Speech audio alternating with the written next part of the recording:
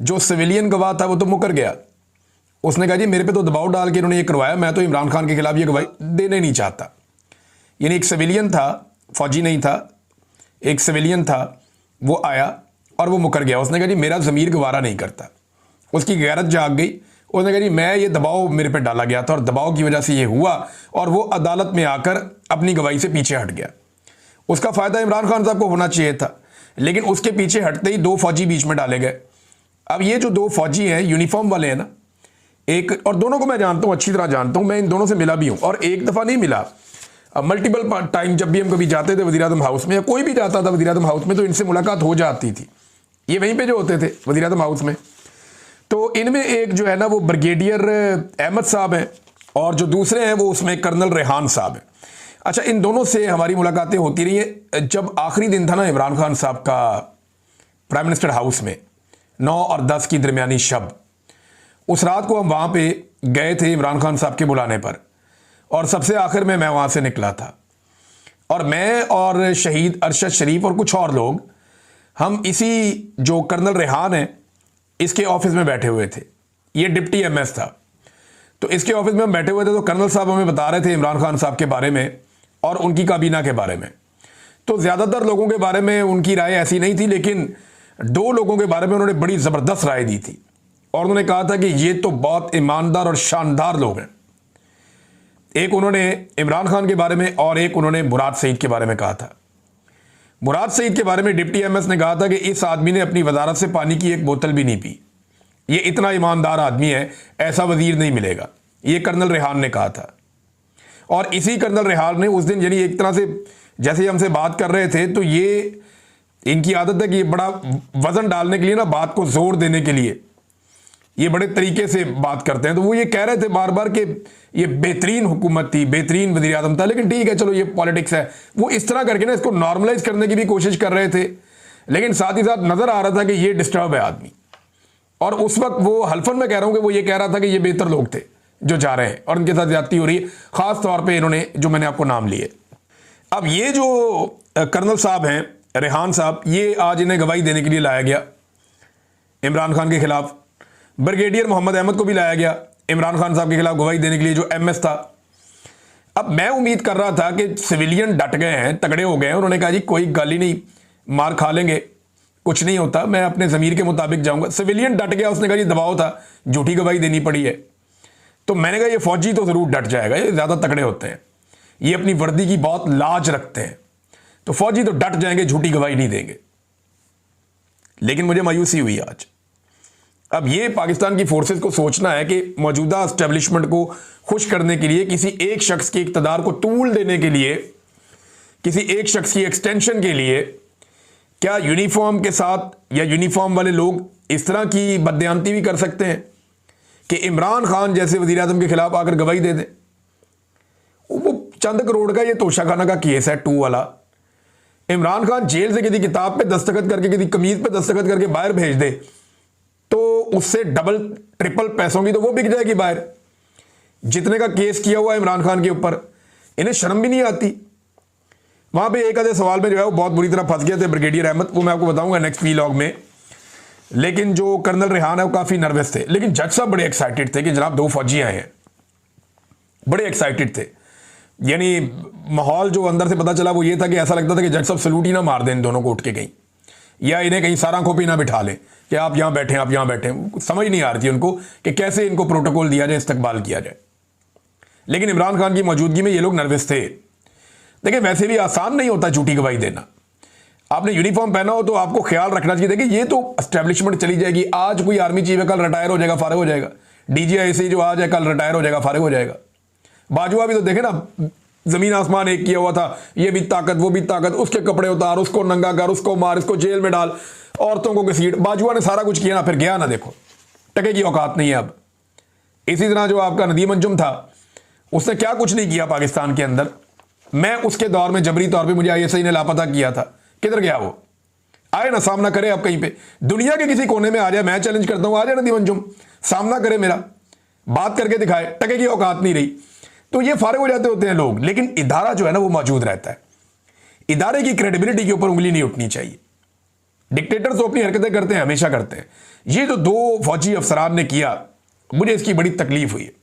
मेरे दिल में बड़ा एहतराम है इस यूनिफॉर्म का कि ये यूनिफॉर्म कुर्बानी देती है, इसके ऊपर खून गिरता है, ये गोलियां खाते हैं, बम धमाकों में लड़ते हैं, बॉर्डर पे लड़ते हैं, वतन की हिफाजत करते हैं, लेकिन झूठी गवाही बड़ी नामुनासिब बात है, कोई दुनिया में तस्लीम नहीं करेगा। और बिल आखिर जो है वो जब कोई भी काम नहीं आया तो यूनिफॉर्म वाले बंदों को लाकर सामने खड़ा कर दिया।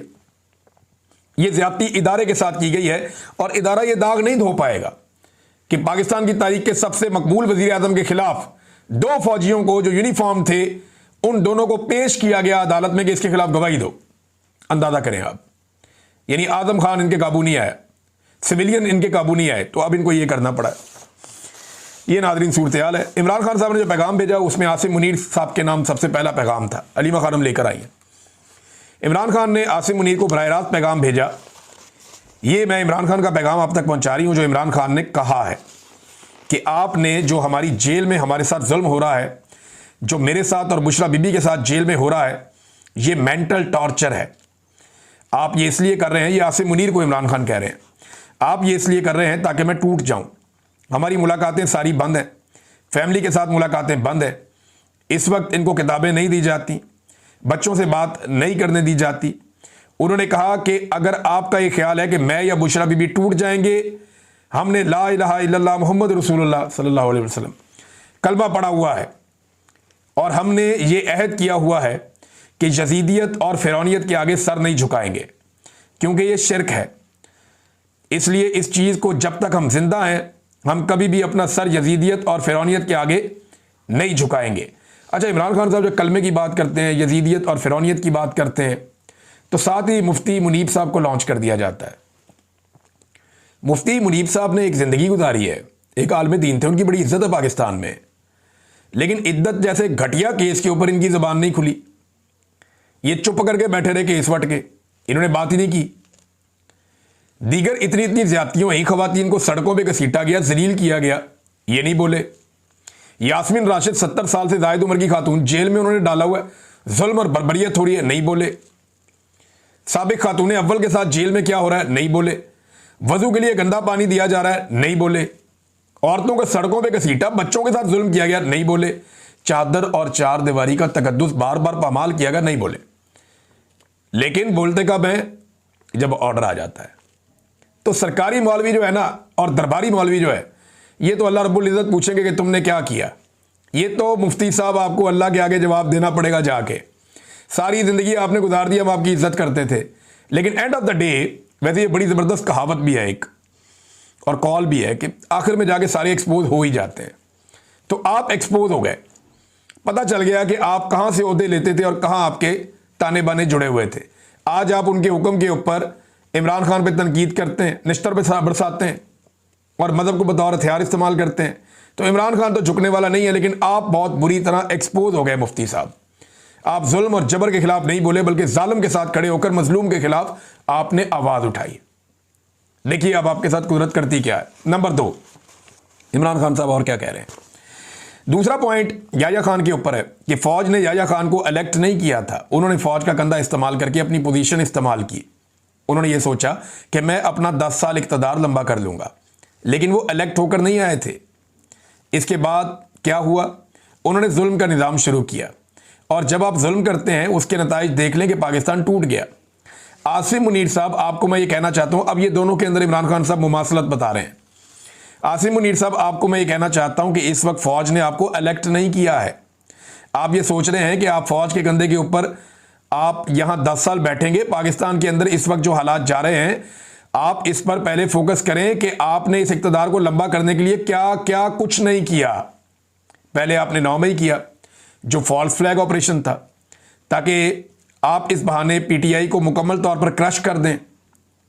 जब इलेक्शन हुए, पीटीआई ने इलेक्शन स्वीप किया, अगले दिन आपने यही इलेक्शन पीटीआई का चोरी करके आपने दूसरे सजाशुदा लोगों को वो इलेक्शन दे दिया। आपने जजेस को कंट्रोल करना चाहा, इसके लिए आप 26वीं आईनी तरमीम लेकर आए।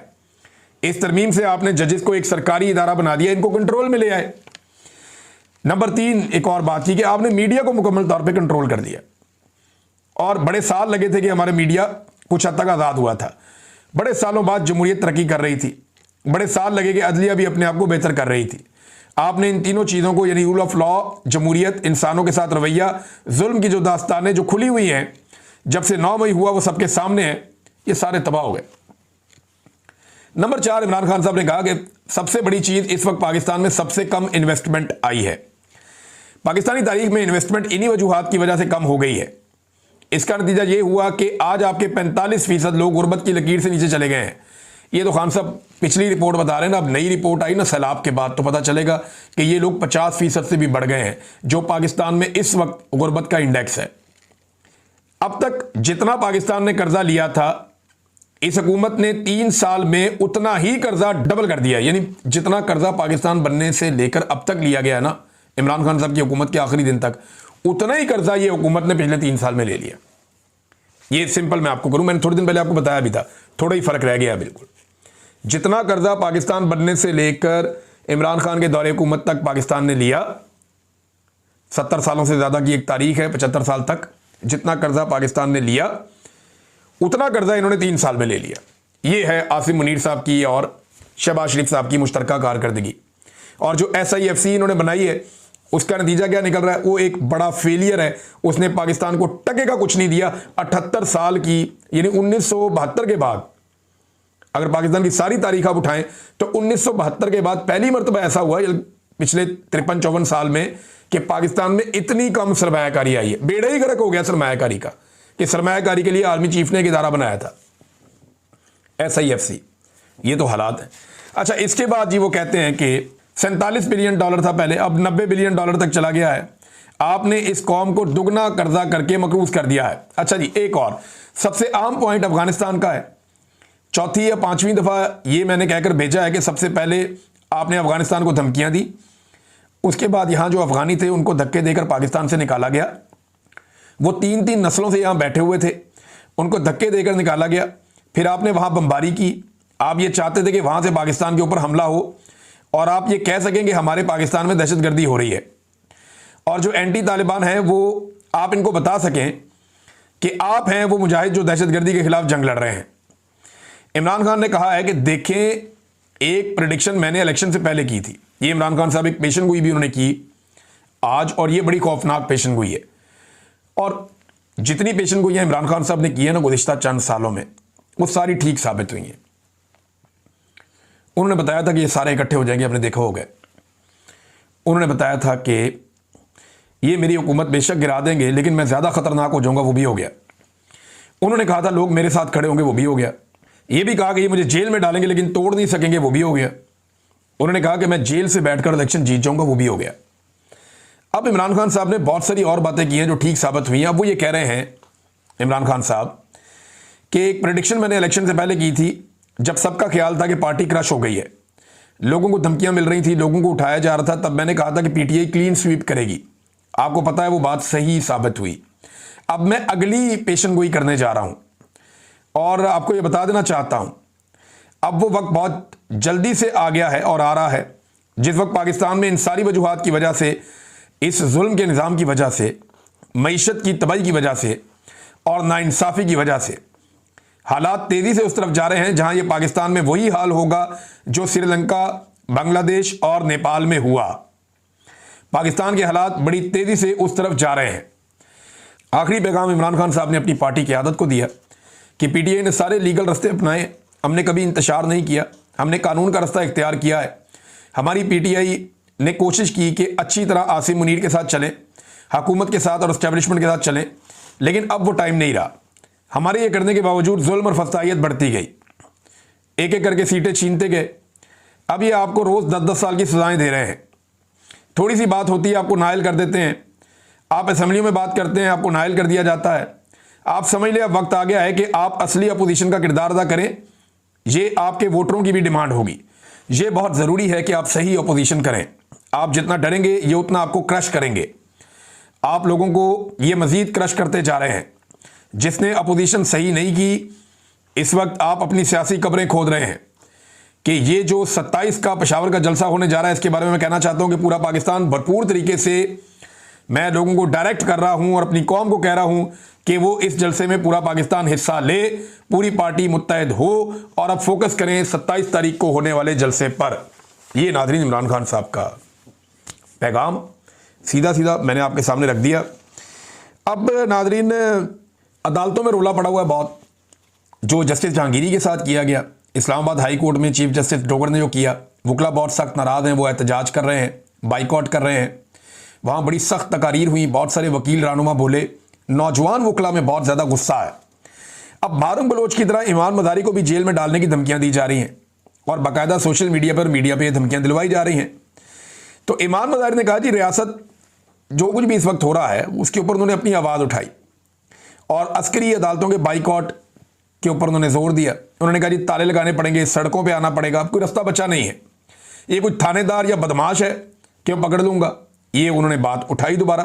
Chief marshal administrator justice Dogar, ये जनाब उनका जो करैक्टर है उसको ऐसे पोर्ट्रे किया। ईमान मज़ारी साहबा ने बहुत दलेर खातून है और हक के लिए खड़ी है, जैसे मारंग बलोच खड़ी है। तो जिस तरह मारंग बलोच को धमकियां दी जाती हैं वैसे ही अब या उन्हें गिरफ्तार किया गया, वैसे ही अब ईमान मज़ारी को भी गिरफ्तारी की धमकियां दी जा रही है। लेकिन एक बात याद रखिएगा, रियासत जो गिरे इस वक्त अपने हाथों से लगा रही है ना, ये दांतों से भी नहीं खुलनी बाद में। जो ये हरकतें कर रही है, ये दाग इनके ऊपर लगे रहेंगे, ये साफ नहीं होंगे जब तक कि ये जो मुजरिम है इस वक्त एस्टेब्लिशमेंट में ये सारे कटहरे में नहीं आते, तब तक ये दाग नहीं धुलने वाले। अच्छा नाज़रीन, एक और खबर है, तिजारती खसारा पाकिस्तान का बढ़ गया है और खबर ये है कि ये जो अगस्त का महीना अभी गुजरा है, इस महीने में $2 अरब से ज़ायद का पाकिस्तान को बरामदात में, यानी पाकिस्तान की जो बरामदात है उसमें कमी हो गई है ना, 10% मजीद कमी हो गई। तो हमारा जो तजारती खसारा है वो $2 अरब से ज़ायद हो गया अगस्त के महीने में। तो SIFC किधर है? सफ़ेद हाथी है, कोई टके का काम नहीं किया। ना पाकिस्तान में सरमायाकारी आ रही है, ना हमारी एक्सपोर्ट्स के अंदर इजाफा हो रहा है, ना हमारी सयाहत बेहतर हो रही है, ना हमारा अमन व अमान बेहतर हो रहा है। हम सिर्फ अपने घर का सामान बेच रहे हैं, हम सिर्फ अपनी मादनियात बेच रहे हैं, हम अपने घर में पड़ी हुई कीमती चीज़ें, अपने जेवरात जो हैं वो उठाकर बेच रहे हैं कि किसी तरह अगले वक्त का खाना हम खा लें। ये हमारी एस्टेब्लिशमेंट और हुकूमत हमारे साथ कर रही है। कोई डेवलपमेंट पाकिस्तान में नहीं हो रही। ये स्टेट में मैं आपको बता रहा हूँ कि कोई किसी किस्म की डेवलपमेंट नहीं हो रही। और जिन तोहफों को लाकर मुसल्लत किया है उनकी बातें आप सुने तो बंदा कानों को हाथ लगाता है। सैलाब मुतासरीन के नाम के ऊपर जो घटिया सियासत इस वक्त पंजाब की हुकूमत ने की है, तारीख में इसकी कोई एग्जाम्पल नहीं मिलती। अगर आप वहाँ जाएँ, क्योंकि हमारी बहुत सारी टीमें वहाँ काम कर रही हैं, कायदे आज़म खैमा बस्तियाँ हमने लगाई हुई हैं, 5वीं बस्ती आज कायम हो गई है और एक एक बस्ती में 250-300 तक भी खेमे हैं। एक जो है वो बहुत बड़ी बस्ती भी लगाई है, वहाँ पे हमारे नौजवानों ने। मेडिकल कैंप्स लग रहे हैं, वहाँ काम चल रहा है। आज अद्वियात की खेप जा रही है, साथ जो कश्तियाँ हैं वो भी चल रही हैं, पानी के अंदर रेस्क्यू का काम भी नौजवान कर रहे हैं। तो सवाल ये है कि बजाय इसके कि ये लोग काम करते हैं, इनके पास तो बहुत वसाइल थे, ये सियासत कर रहे हैं, हर जगह जाते हैं, लोगों को तकलीफ देते हैं। अब मरियम नवाज का स्टेटमेंट आप देखें, उन्होंने इमरान खान पर इल्ज़ाम लगा दिया कि जनाब इनका वज़ीर आज़म क्या करता था कि जब सैलाब आ गया तो फ़िज़ाई दौरा किया, हेलीकॉप्टर में बैठा, फ़िज़ाई दौरा किया और ऐनक लगाकर कहता है ओ हो ये तो बहुत बड़ा सैलाब आ गया। और बेवकूफ़ो और टिकटॉकर्स, खुदा का नाम लो यार, इमरान खान के दौर में सैलाब आए ही नहीं। इमरान खान 2018 में पाकिस्तान का वज़ीर आज़म बना और अप्रैल 2022 में इमरान खान सब फारिग हो गए। इस बीच में सैलाब ही नहीं आया। सिर्फ एक कुदरती आफत आई थी जिसे कोरोना कहते हैं, और पूरी दुनिया ने तस्लीम किया कि इस आदमी ने कोरोना का जो मुकाबला किया वो दुनिया में कोई नहीं कर सका। शानदार मुकाबला किया, ज़बरदस्त हिकमत अमली इमरान खान ने बनाई। एक आफत आई जिसका उसने मुकाबला किया और वो आफत भी ये सैलाब से बहुत बड़ी थी, बड़ी खौफनाक थी। उसने मुकाबला किया और जीत के दिखाया।